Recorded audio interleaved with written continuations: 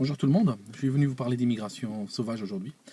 En fait, il y a plein de gens qui m'écrivent, qui me disent toi tu es né en Algérie, tu as grandi en Algérie, et puis tu as beau jeu aujourd'hui de venir critiquer l'immigration, mais t'en fais partie. En fait, ce que je cherche à vous dire, c'est que je me sens moi-même victime de l'immigration.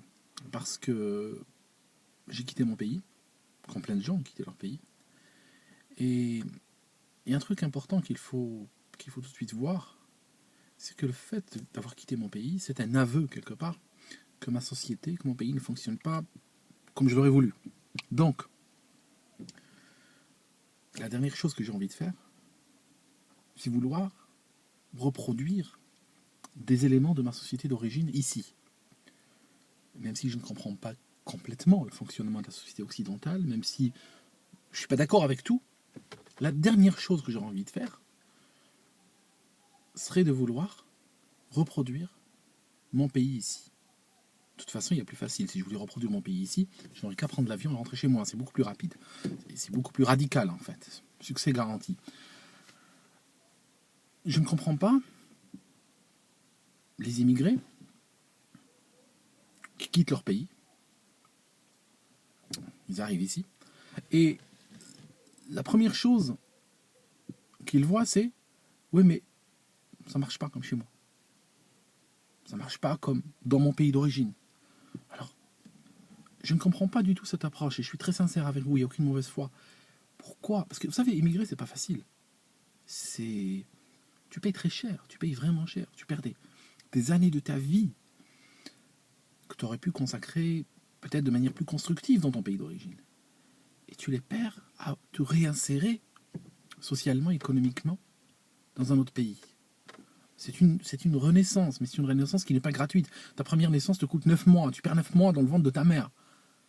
Une deuxième renaissance, une immigration, c'est... Je parle de 10 ans minimum. 15, 20 ans, c'est peut-être plus dans la moyenne que j'ai constaté. Et tout ça pourquoi? Tout ça pour dire aux gens, vous n'êtes pas assez musulman, vous ne mangez pas assez halal, vous... Mais pourquoi? Parce qu'en fait, si les Occidentaux reproduisaient exactement notre société d'origine, ben, très rapidement, ça se transformerait en enfer et on n'aurait qu'une seule envie, c'est de partir. Je vous donne un exemple. Il y a 2 jours, j'ai répondu à la violence par la violence.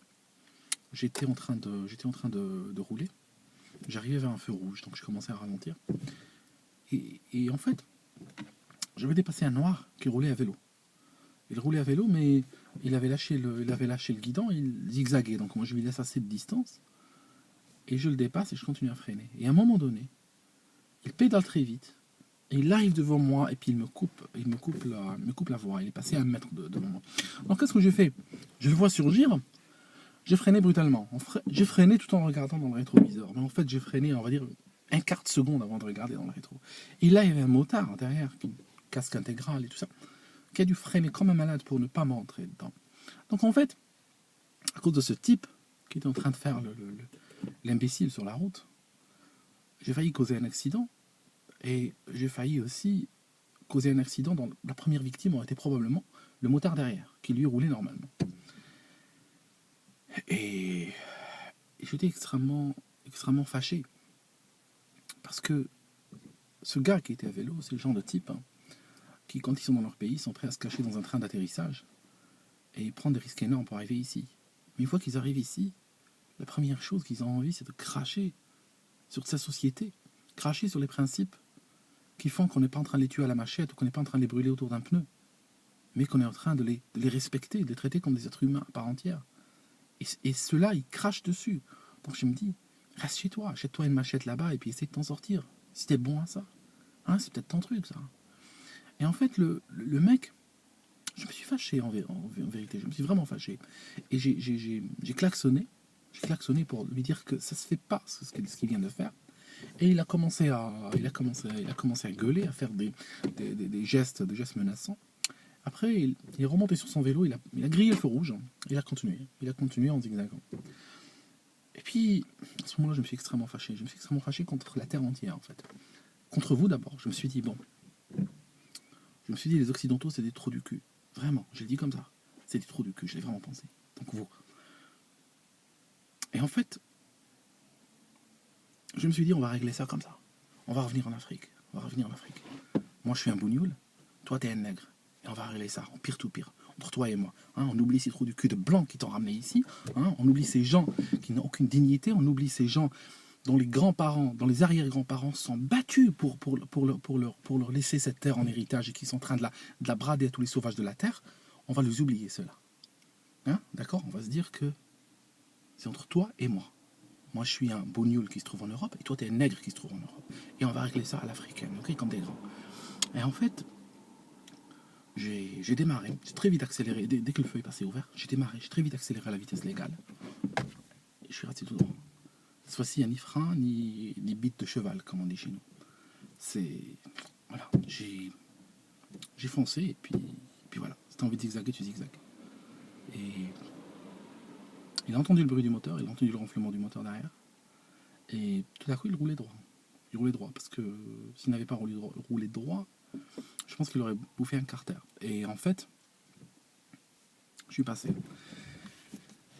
Et j'arrive pas à avoir de tolérance. Parce que quand je suis en Afrique et je vois ce genre de comportement qui ont rendu la vie pourrie au monde. Parce que vous savez, l'Afrique, nous fuyons pas la météo. Nous les Africains, on part pas parce qu'il fait trop chaud chez nous. On part pas parce que... Non, c'est génial, franchement par beaucoup d'aspects. L'Afrique est beaucoup plus intéressante que l'Angleterre. En termes de météo, en termes de couleurs, c'est très intéressant, franchement, je ne vous le cache pas. On part à cause des gens. On part parce que on ne supporte pas le comportement des gens. Les gens sont des sauvages. Je suis désolé de vous le dire. C'est des sauvages. J'ai pas payé 20 ans de ma vie pour être ici, pour changer de météo. C'est pas vrai, ça vaut pas la peine. Je suis parti parce que les gens sont insupportables. Parce qu'ils ont une culture qui fait que c'est des losers qui vivent à la perte. C'est des sociétés qui ne peuvent pas vivre ensemble. Je ne vous parle. Vous me dites, ouais, en France, on n'arrive pas à vivre ensemble avec des Africains. Mais vous êtes cons ou quoi? Les Africains n'arrivent pas à vivre ensemble entre eux. Entre eux, sans différence de religion, sans différence d'ethnie, sans différence de couleur de peau, on n'arrive pas à vivre ensemble. Alors quand il y a une différence de... Ne serait-ce que de... Nous, en Algérie, on a eu des tueries. Ce n'était pas parce qu'on était de religions différentes, par exemple. C'était juste parce qu'on avait une lecture légèrement divergente de la religion. Donc sur des petites divergences, il y a 200 000 morts. Voilà, le vivre ensemble à l'africaine. Et c'est pour ça que des gens comme moi rêvent que d'une seule chose, c'est de foutre le camp.